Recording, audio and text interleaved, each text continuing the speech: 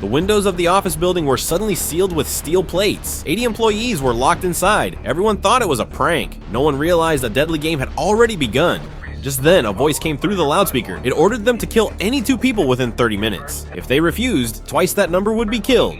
The employees panicked. Someone tried to call for help, but there was no signal. Someone tried to escape through the main door, but a steel barrier instantly rose and sealed it shut. Seconds later, every door and window was blocked. With the final steel panel in place, they were completely cut off from the outside world. Everyone quickly gathered in the lobby to discuss how to get out. Jack suggested using a welding torch to cut through the steel, but after working on it for a while, the maintenance man couldn't even leave a scratch. This wasn't ordinary metal. Meanwhile, a few people went to the rooftop. They spotted a security guard walking by. They shouted for help, but the guard calmly sipped his coffee. They thought he hadn't seen them, so they sprayed paint on a white sheet and made a banner to get his attention. But to their shock, the guard grabbed a rifle and fired at them without hesitation. One of them lost their grip and the banner slipped from their hands. The loudspeaker came on again. It warned that if they hung another banner, they'd all be killed. A new employee spoke up. He thought it was all part of a psychological test. But before he could finish, the woman next to him suddenly dropped dead, her head blown open. Everyone lost it. Now they knew it was all real. The 30-minute deadline passed. People in the lobby started falling. They thought it was gunfire and scrambled for cover, but the deaths didn't stop. Not until the last one dropped did they realize this was the penalty for not following the rules. Jack and the manager went to investigate. They discovered those people hadn't been shot. They had exploded from the inside. Jack immediately realized it was the trackers implanted in their heads when they joined the company. This game had been planned all along. Panicked, Jack ran to the bathroom. He took out a small knife, ready to dig the tracker out, but the loudspeaker came on again. It warned him to stop immediately or the device would be triggered. With no other choice, Jack gave up, but the nightmare wasn't over. Another announcement came. They were now ordered to eliminate 30 people within 2 hours. If not, 60 would be removed instead. The maintenance man froze. He quickly pulled out a wrench from his toolbox and handed it to his apprentice for self-defense. But once they reached the basement, the apprentice, desperate to survive, struck the master on the head with the wrench. The older man collapsed. Mary witnessed the whole thing. The apprentice grabbed her and tried to finish the job. She fought back with all her strength, but he held on tight. Then Mary kicked out with both legs. He lost his balance and was impaled by the steel bar behind him. At the same time, some executives were scrambling for weapons. The scene turned chaotic. The manager stepped out, trying to stop the madness. But after everyone left, he stayed behind with a few others. They planned to cut into the armory with a welding torch and get more weapons. If they succeeded, it would be a full-blown massacre.